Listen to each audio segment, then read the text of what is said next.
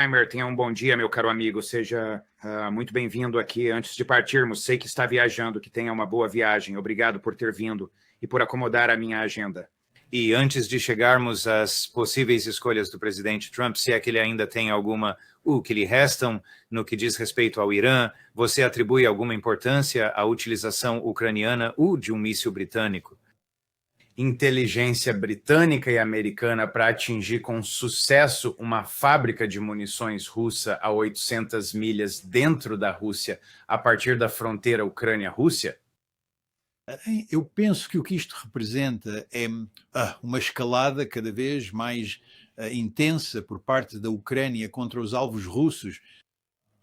E acho que veremos mais disso daqui para frente, porque é uma das poucas cartas que os ucranianos têm para jogar. Não dou ênfase especial ao que aconteceu.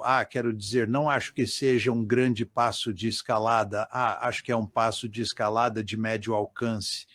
Mas o que eu penso é que tudo aponta para a necessidade de os russos darem um fim a esta guerra, ou no ano de 2026, ou eles simplesmente não podem permitir que isto continue. Eles têm que fazer um grande esforço ofensivo, ou ao longo de 2026, ou para conseguir algum tipo de armistício para pôr fim ao conflito, porque isto só vai piorar cada vez mais para os russos se não fizerem algo. Bem, Scott Ritter afirma que os russos consideram a fábrica de munições que foi atacada como uma das 5 mais importantes para a sua produção de defesa.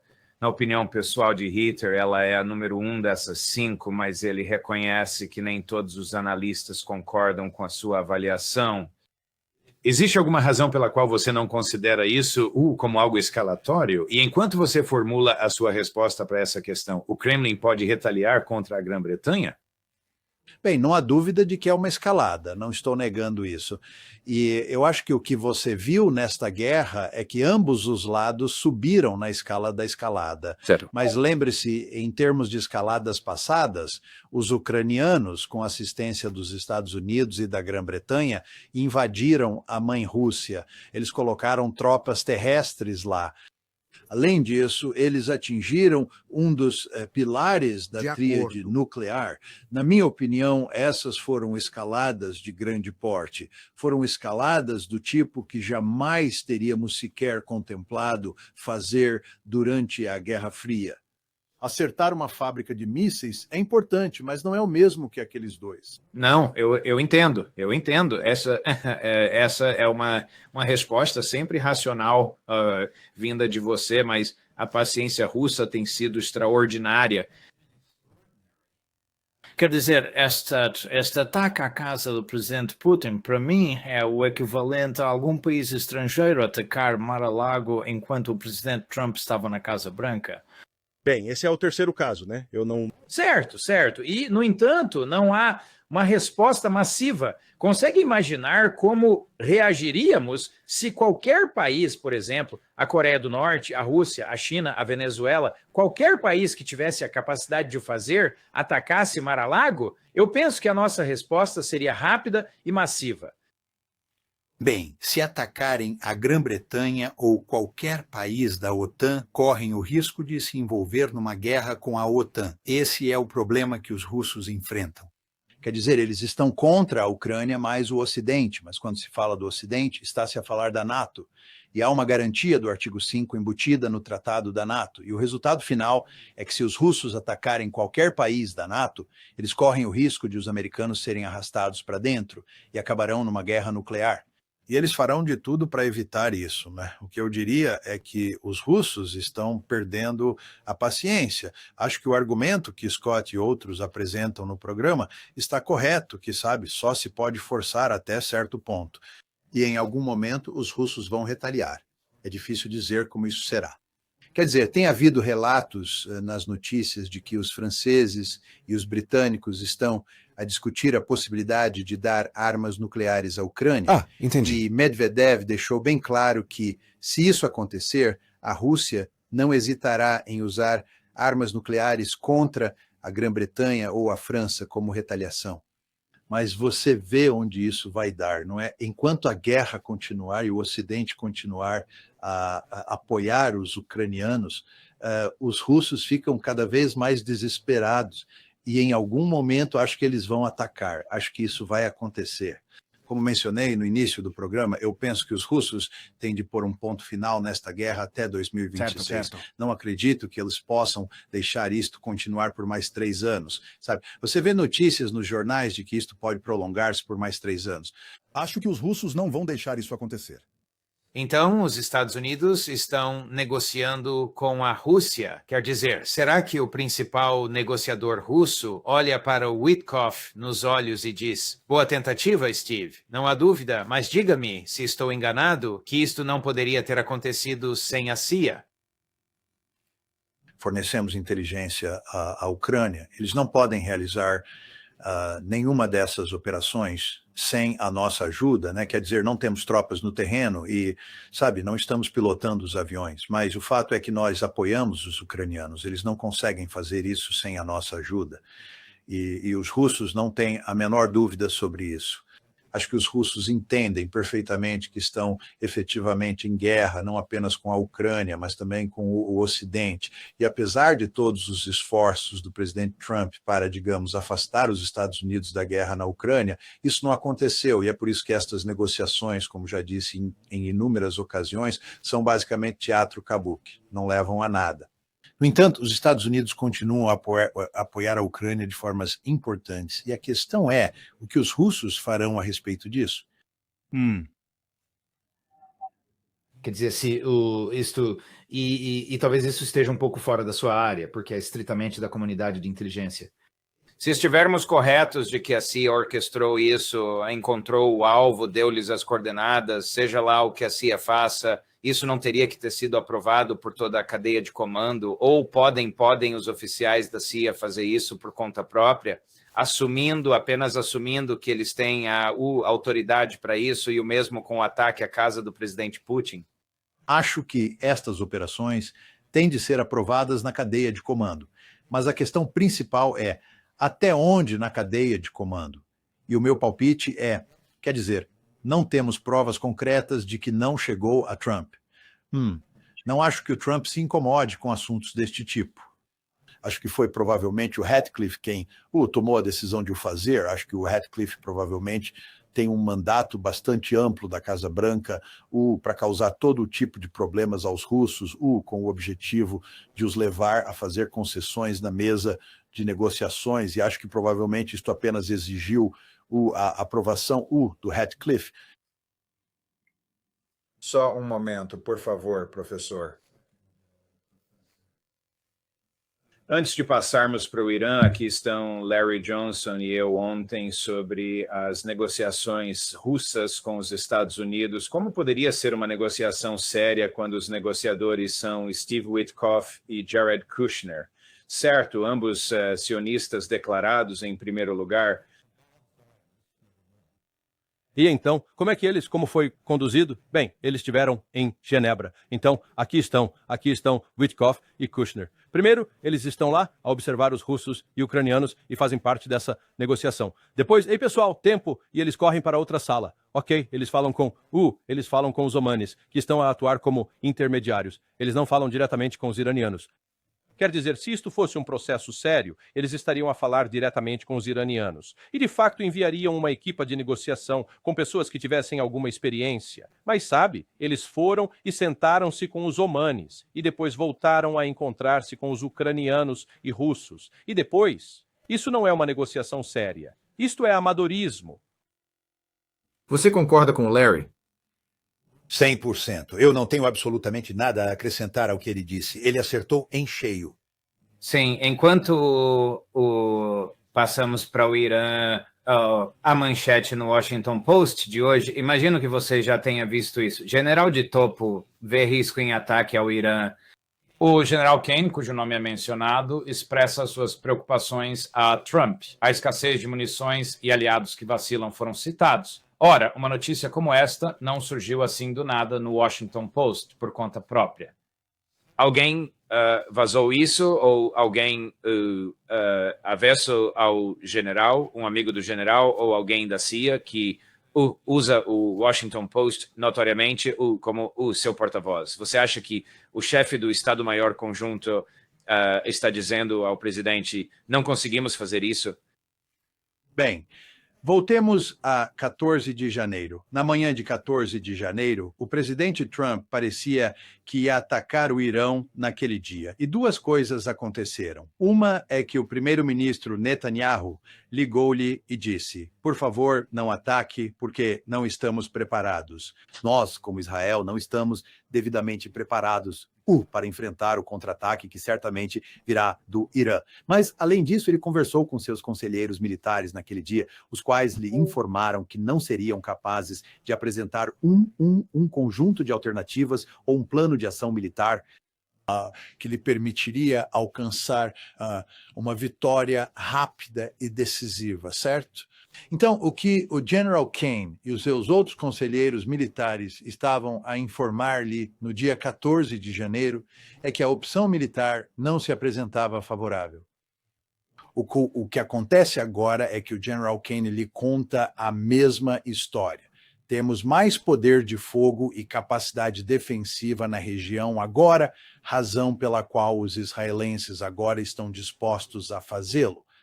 Mas em relação ao General Kane e aos militares, a história não mudou. E se olharmos com atenção para o que poderíamos tentar fazer e que tipo de forças temos para alcançar esses objetivos, o ir para a guerra é uma proposta perdedora, e é isso que Kane está a dizer.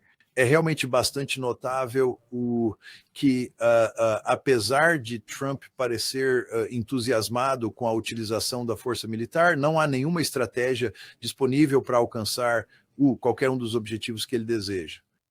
Aqui está a resposta do presidente cedo esta manhã, quando ele viu a matéria no Washington Post. A matéria não atribui esta vasta riqueza de conhecimento a ninguém e está 100% incorreta. A parte major, General Kane, como todos nós, preferiria não ver uma guerra, mas se for tomada a decisão de avançar militarmente contra o Irã, na sua opinião, seria algo que se venceria facilmente. Eu considero que o que o presidente disse é um completo absurdo. Claro que é um absurdo, sabe? Poder-se-ia argumentar, eu não o faria, mas poder-se-ia argumentar que, com um pouco de sorte, poderíamos obter uma vitória limitada e, por isso, deveríamos atacar. Poderia fazer esse argumento, eu não o faria. O que seria uma vitória limitada? Bem, vocês poderiam realizar ataques de pequena escala, atingir alguns alvos importantes, e convencer os iranianos a não atacar como prometeram atacar. Digam-lhes que estes ataques limitados serão a única coisa que terão de enfrentar, fazê-los não retaliar, e então vocês declaram vitória. O presidente Trump faz um discurso e diz que fez X e Z. Não creio que isso vá funcionar. A propósito, é por isso que estou a argumentar que não devíamos fazer isto. Não creio que funcionaria, mas estou dizendo que haverá assessores astutos. Você precisa entender que Trump estará cercado por assessores astutos que apresentarão esse tipo de argumento, que o Irã é fraco e será fácil convencê-los a não retaliar, e se atacarmos de forma limitada, e assim por diante. Você conhece a história. Eu não acredito nisso, não é? Mas estou apenas dizendo que isso pode acontecer e ele pode ir embora. Mas a ideia de que isso vai ser fácil é ridícula. Kane disse a ele em 14 de janeiro deste ano que não tínhamos uma opção militar em vigor. E o que está acontecendo com esta história que vazou para o Washington Post é que Kane está novamente dizendo a ele: não temos uma opção militar viável. E eu imagino que quem vazou isso queira evitar a guerra. E você sabe pelos noticiários, e faz todo o sentido, que os assessores políticos dele, os assessores políticos de Trump, estão dizendo a ele para não fazer isso, porque eles entendem que as chances disso dar certo militarmente são muito pequenas, se não nulas. E as consequências políticas de uma operação militar que falhe, especialmente se nos arrastarmos para uma guerra sem fim, serão verdadeiramente desastrosas para ele no próximo outono. Ele já está em sérios apuros no cenário político atual, considerando as próximas eleições de meio de mandato que se aproximam. A última coisa de que ele precisa é de uma operação militar fracassada no Irã. Gostaria que me dissesse o que pensa sobre o seguinte. Chris, coloque o número 2. Sionismo cristão. Quero voltar onde começamos. Não vou te deixar escapar dessa, porque você já disse isso 3 vezes, que Deus deu esta terra a este povo. E então é inteiramente justo para mim, com todo o respeito, perguntar de que terra você está falando, porque acabei de ler Gênesis 15, como já fiz muitas vezes. E essa terra, eu acho que diz do Nilo até o Eufrates, que é, mais uma vez, basicamente todo o Oriente Médio. Então, Deus deu essa terra ao seu povo, os judeus, ou ele não deu. Você está dizendo que ele deu. O que isso significa? Israel tem o direito a essa terra porque você está apelando ao Gênesis? Sim. Você está dizendo que essa é a escritura original? Tudo bem se eles levassem tudo. Agora, isso causou uma grande conflagração no Oriente Médio, como você pode imaginar. Pois é, quer dizer, é bastante chocante que ele tenha dito isso. Não é chocante que ele realmente acredite nisso. Bem, quer dizer, ele é um sionista cristão convicto e não é de surpreender que ele acredite que Israel deva possuir a maior parte do território no Oriente Médio. Mas, de fato, dizer isso quando você está representando a administração Trump, quando você é o embaixador dos EUA-U em Israel, é bastante notável. Olha, é uma vergonha que este homem seja o embaixador dos EUA em Israel, assim como é uma vergonha que Steve Witkoff e Jared Kushner sejam os nossos 2 principais diplomatas a lidar com as questões do Médio Oriente. Deveríamos ter pessoas nessas posições que não tivessem nenhum apego a Israel. Os Estados Unidos da América deveriam ter pessoas que priorizassem a América nessas posições e não tem. Nós, como consequência, acabamos nos metendo em sérios problemas. O trecho que você exibiu com o Larry toca nesse ponto. Quer dizer, a ideia de que Steve Witkoff e Jared Kushner, que são 2 sionistas fervorosos, profundamente comprometidos com Israel, estejam negociando em nosso nome com o Irã, a verdade é que é um ultraje. Isso não deveria ser o caso. Pessoas que não têm absolutamente nenhuma ligação a Israel e que colocam os interesses americanos em primeiro lugar, deveriam ser as responsáveis por conduzir essas negociações. E o mesmo se aplica à escolha do nosso embaixador em Israel. Deveríamos ter um embaixador que não seja um sionista cristão, que não seja um sionista, ponto final. Deveríamos ter alguém que seja completamente neutro nesta questão. O pai de Jared Kushner, que ocupa o cargo de embaixador dos Estados Unidos na França, recebeu a proibição de se comunicar com qualquer membro do governo francês. Quer dizer, não se pode inventar estas coisas por causa da sua falta de vontade de explicar o que disse e as várias posições americanas aos seus homólogos no governo francês. Bem, a situação do Huckabee fica ainda pior.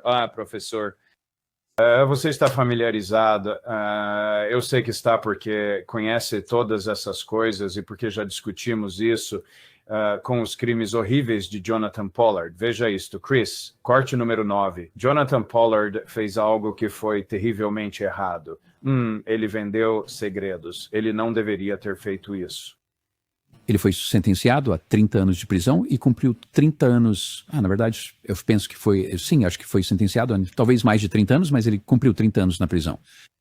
A maioria das pessoas condenadas por algo semelhante, que era uma acusação, eu acredito, teria passado de 2 a 4, mas ele passou 30. Então, para mim, não foi um grande problema ter tido esta reunião de cortesia. Ele queria me agradecer por ter sido gentil com ele quando a esposa morreu. Essa é basicamente a história. Você defendeu a soltura dele quando você concorreu, lembro-me, em 2011, bem antes de ele ter cumprido 30 anos. Ele cumpriu um tempo extraordinário por o crime de que foi condenado, pelo qual se declarou culpado, e agora me parece ser, eu acho, uma questão de boa vontade e um gesto de boa fé para o presidente conceder clemência e libertá-lo.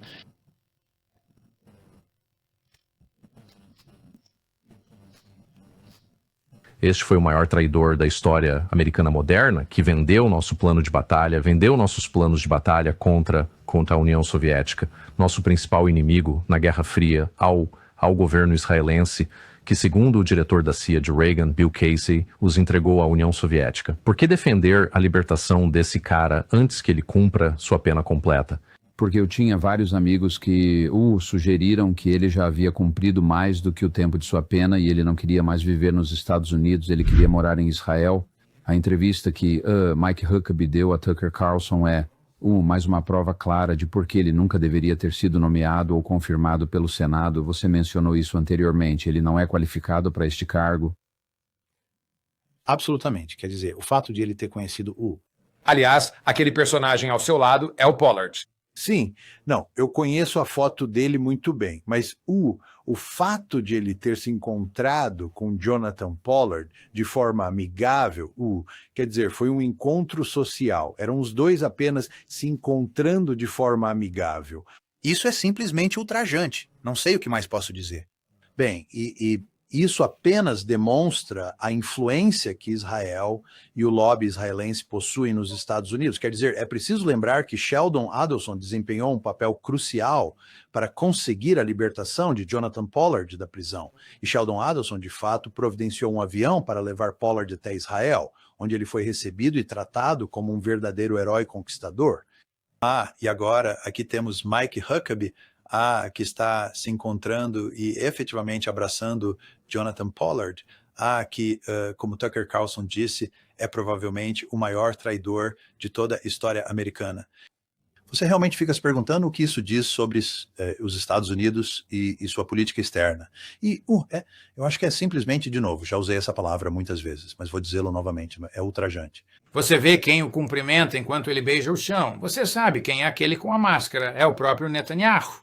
É claro, porque ele é um herói conquistador naquele lugar. Ele fez coisas realmente maravilhosas por Israel. Então, o país enaltece um homem que roubou segredos valiosos dos Estados Unidos, segredos que, se nas mãos das pessoas erradas, poderiam ter colocado em risco as vidas de cidadãos americanos trabalhando para o governo, o mesmo país que atacou um dos nossos navios e matou 38 marinheiros e feriu outros 100, e este é o nosso melhor amigo? Bem, você sabe a resposta para isso. Sim. A resposta é o lobby, ou seja, a classe que faz as doações. Sim, é exatamente isso. Quero dizer, eles têm uma influência realmente enorme. E para voltarmos à questão fundamental de se vamos ou não atacar o Irã, se você analisar esta entrevista ou esta reportagem que saiu no Washington Post, se você observar onde nós estamos em termos de se podemos ou não ter sucesso e atacar num ataque contra o Irã, é bastante óbvio que simplesmente não deveríamos fazer isso. A questão que se coloca, então, é por que é tão provável que nós o faremos? E a razão para isso é que é provável que nós o faremos por causa da forte influência do lobby sobre o presidente Trump. Ele está sob uma pressão tremenda de pessoas no lobby e do próprio Israel para atacar o Irã e resolver os problemas de Israel. Não é do nosso interesse nacional atacar o Irã. E, de fato, como já falamos no programa antes, o Irã não é uma ameaça aos Estados Unidos. Muito bem, aqui está a grande questão. Donald Trump tem uma saída, ele consegue sair disso ileso? Não, ele não pode sair ileso disso. Ele tem duas opções terríveis. Primeiro, se atacar, não terá sucesso militarmente e provavelmente estará numa longa guerra com o Irã. E essa não é uma boa opção. Mas se ele não atacar, ele será crucificado pelo lobby e por Israel, por ser fraco e por não ter cuidado de Israel. E eles vão retratar toda esta situação, não em termos do interesse de Israel, mas sim em termos do interesse da América. Eles dirão, ele desapontou o povo americano. Ele falou muito, mas não cumpriu o prometido no final e que nos sentimos grandemente ameaçados pelo fato de ele não ter atacado o Irã. Esse será o argumento que eles usarão e ele pagará um preço por isso. Não há dúvida alguma sobre isso. Ele pagará um preço político por essa decisão. Então, ele perde de qualquer forma. E a questão é, qual é a alternativa menos pior? E eu diria, neste ponto, é bem claro que a alternativa menos pior é enfrentar a pressão de Israel e enfrentar a pressão do lobby. E ele estaria em pior situação se fosse a guerra contra o Irã. Mas ele se encurralou. Ele não tem uma boa opção aqui. Se ele aparecer hoje à noite no discurso do Estado da União e acenar com um pedaço de papel e disser isto tem assinatura do presidente Pezeshkian e a minha, chegamos a um acordo sem enriquecimento nuclear, portanto, sem ataque, Netanyahu tentará desfazer isso, não tentará?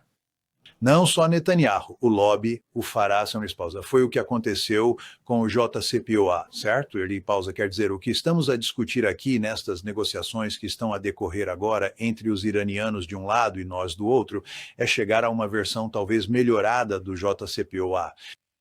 Mas não vamos conseguir nada além disso. E como todos nós sabemos, os israelenses, especialmente Benjamin Netanyahu, eram veementemente contra o JCPOA, porque ele deixava o Irã com alguma capacidade de enriquecimento nuclear, e isso é inaceitável para os israelenses.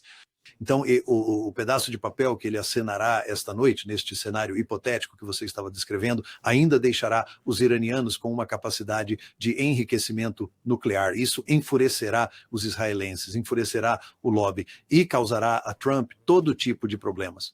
Não será um acordo com o qual qualquer pessoa que seja pró-Israel ficará satisfeita. Professor Mearsheimer, muito obrigado. Agradecemos pela sua excelente análise. Tenha uma boa viagem. Esperamos vê-lo na próxima semana. Igualmente, Excelência. Fique bem. Obrigado. E mais tarde...